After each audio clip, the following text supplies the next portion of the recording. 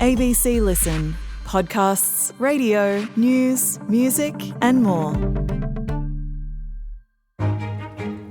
Hi, I'm Patricia Carvelis, the host of Politics Now, the ABC's podcast unpacking the latest political news when it happens. Every weekday you'll hear me and the sharpest political minds at the ABC. Me, Jacob Grieber. Me, Raph Epstein. Me, Claudia Long. Me, David Spears. And me, Frank Kelly, for the Party Room every Thursday. So join me for Politics Now, download and follow on the ABC Listen app.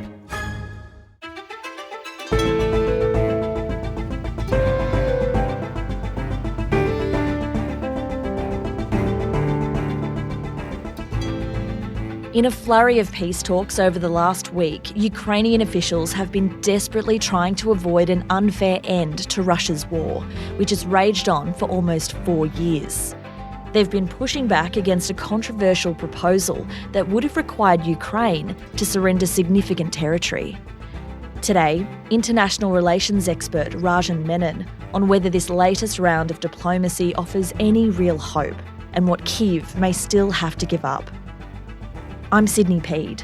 On Gadigal land, Sydney, this is ABC News Daily.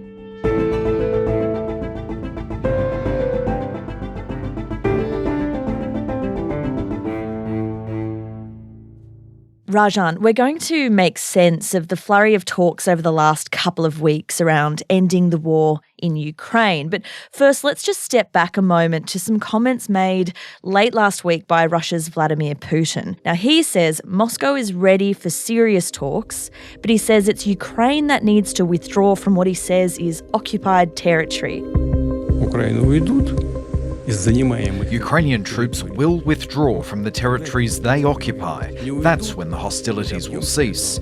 If they don't withdraw, we'll achieve this by force of arms. But of course, he's talking about Ukrainian land. Yes, he has a very strange definition of the word occupied territories. He is talking about Ukrainian territories which, in his view, are illegally occupied. Now, he has shifted ground a little bit because it seems to be the case that if Ukraine were to concede all of Donbass, that is, Lugansk, one of the provinces of Donbass, is fully occupied by the Russians, Donetsk is not. So he wants Ukraine to evacuate or abandon even the parts of Donetsk that he hasn't yet taken. And Trump seems amenable to this. We can talk about that. But that's kind of where things stand at the moment. Okay, Rajan. Well, let's come back to that in a moment. But we've just seen US and Ukrainian officials meet for peace talks at a golf club in Florida, which is owned by Steve Witkoff, who's the US Special Envoy. So what can you tell me about what unfolded there? So let's start with the lead up to that. There were the 28 points, as you'll remember, a plan that was hashed out between Witkoff and Trump's son-in-law, Jared Kushner, and the Russian envoy. US media is reporting a new 28-point peace plan, quietly approved by Donald Trump this week, was developed without Ukraine. Under it, Ukraine would have to withdraw its troops from Donetsk province and limit the size of its army.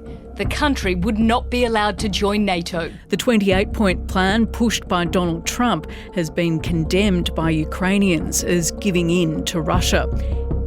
So they came up with the 28-point plan. There were many things in it that the Ukrainians found objectionable, and they let the Americans know that. So now the negotiations are being held at Witkoff's club between the American side and the Ukrainian side.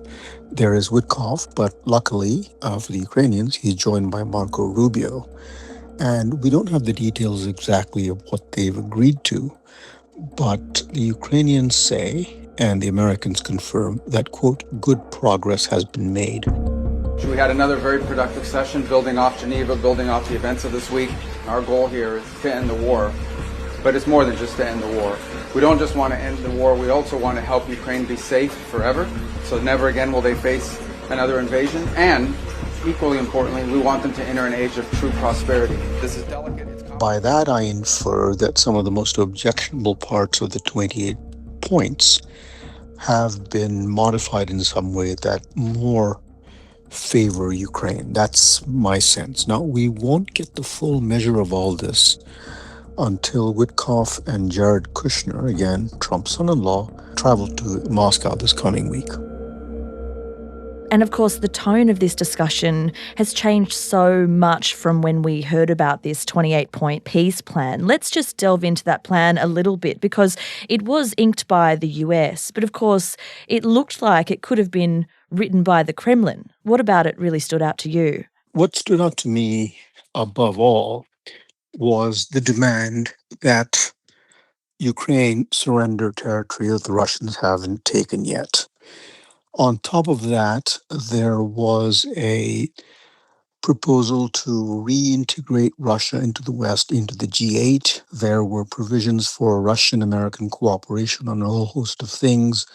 In other words, it seemed to be the case that the Russians and the Americans had agreed not only to normalize relations, right, but to do so at Ukraine's expense, in the sense that the US-Russian plan, done without consultation with the Ukrainians and over their head, required Ukraine to make some territorial sacrifices that they clearly were not consulted about and probably are in no mood to make.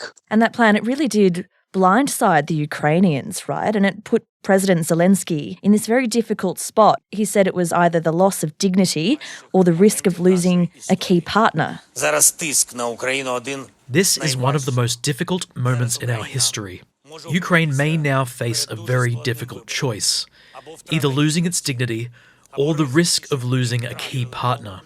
And we are expected to trust someone who has already attacked us twice. I mean, the Ukrainians are in a very difficult position because the United States is the kind of 800-pound gorilla in all this, if you will, even though the United States, since Trump's return to the White House for a second term, no longer gives Ukraine weapons directly. It will sell weapons to Europe that Europe can transfer to Ukraine. The problem has been that since the beginning of the war, that is, starting with the Russian invasion in February 2022, the United States has given Ukraine in military assistance about $76 billion. That is about equal to all of the rest of Europe combined.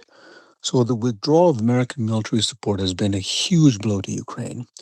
And one of the reasons the Russians have made the progress that they've made is, yes, Ukraine has its problems, lack of sufficient manpower and so on, but it has been put on the back foot by the sudden cutoff of direct American aid.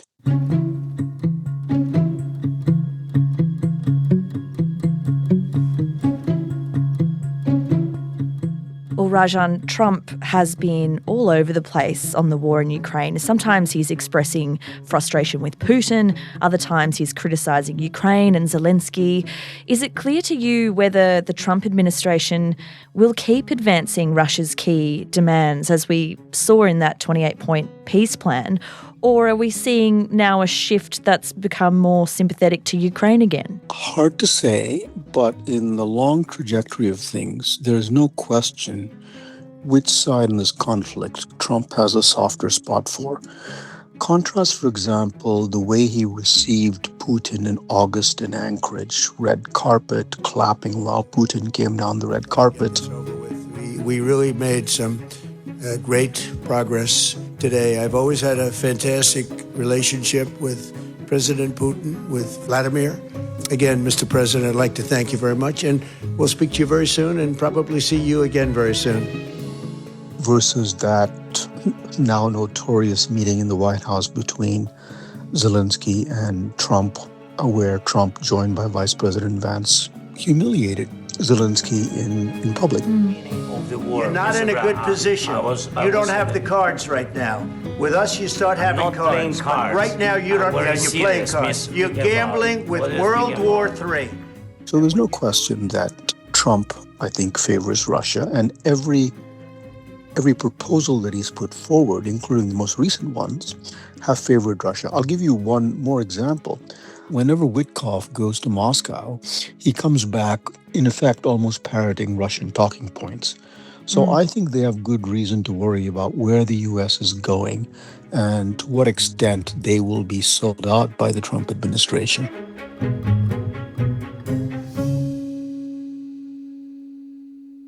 What about Europe? Because European leaders are still well and truly on the side of Ukraine, but do they have enough influence and power to make sure their vision of a peace plan goes anywhere? Because they've also essentially been sidelined by the US as well. Correct. So they developed their own proposal, as you know, one much more favorable to Ukraine, much more balanced. So from Washington's standpoint, at least Washington under President Trump, the Europeans count for absolutely nothing. And so what do you think about Vladimir Zelensky's plan here? Because he's under a lot of pressure, not just at home, but on the world stage as well. If I had to guess, I would say the following. I think it is going to be virtually impossible for the Ukrainians to militarily take back all of the land that they've lost, even since 2022. The war is coming up in February. It'll be 4 years of war. It's been an enormous devastation done to Ukraine, and both sides have lost huge numbers of soldiers. So I think that a territorial compromise that is seen as equitable, I think President Zelensky could sell.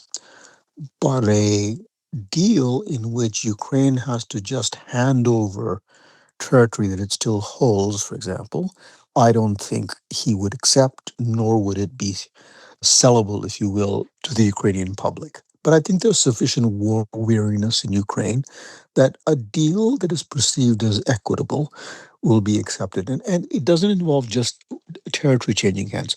That is, what will be the future of Ukraine's security? Because we may think, or some people have said, after a war like this, Russia will never attack again. But if you're Ukrainian, you see, you can't take that for granted. So the Ukrainians have held out for security guarantees. Ideally, they'd also like to join NATO. That's a red line for Putin. I also think that's not going to happen because you need unanimity within NATO to admit a new member. And if anything, NATO is more divided now in 2025 than it was in 2008 when it first kind of opened the door for Ukrainian membership without actually giving it membership. So if I had to say what the parameters of an agreement would be, it would be a compromise on territories, but not a giveaway on Ukraine's part, probably Ukrainian neutrality, plus some form of security guarantees. Now, who exactly will participate in those guarantees and what those guarantees precisely mean, all of this still needs to be hammered out.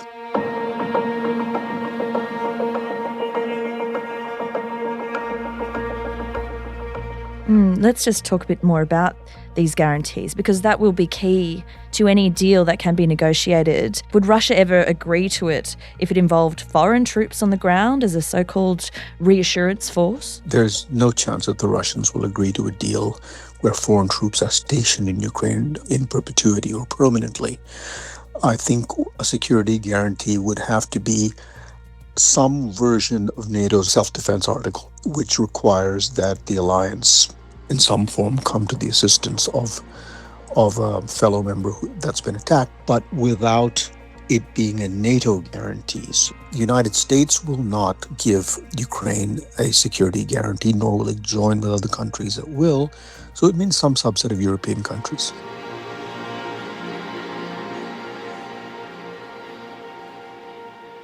Okay, well, the US Special Envoy Steve Witkoff is heading to Russia to continue these discussions with Vladimir Putin. So what do you think, Rajan? Will this plan being negotiated, will it go anywhere, or are we going to see another attempt sort of fall in a heap, do you think? It all depends on what the modified plan is now after Witkoff and Rubio have met with the Ukrainian delegation. The kind of commonplace view has been that Ukraine has to sign on the dotted line that Putin hands them because it's got all kinds of problems and Russia can fight on forever. I'm very skeptical of that idea because Russia has a litany of economic problems. It has something like 800,000, some say 1 million casualties, that is dead and wounded, not all dead. Oil prices have been falling for the fifth week in a row and are at the second lowest point since the war began. Russia's second largest oil company just reported a 70% plunge in net income this year. The budget deficit is increasing, and I could go on and on. Russian gains have been really difficult to come by. And that is another reason why I think it's wrong to say, well, Putin holds all the cards and Zelensky holds none. I don't think that's the case. And I think the Ukrainians can hold out for a deal that is much better than the kind of deal that Putin ideally would like to have. Rajan Menon is a Professor Emeritus of International Relations at the City College of New York. Audio production for this episode by Sam Dunn. Our supervising producer is David Cody. I'm Sydney Peed. ABC News Daily will be back again tomorrow. Thanks for listening.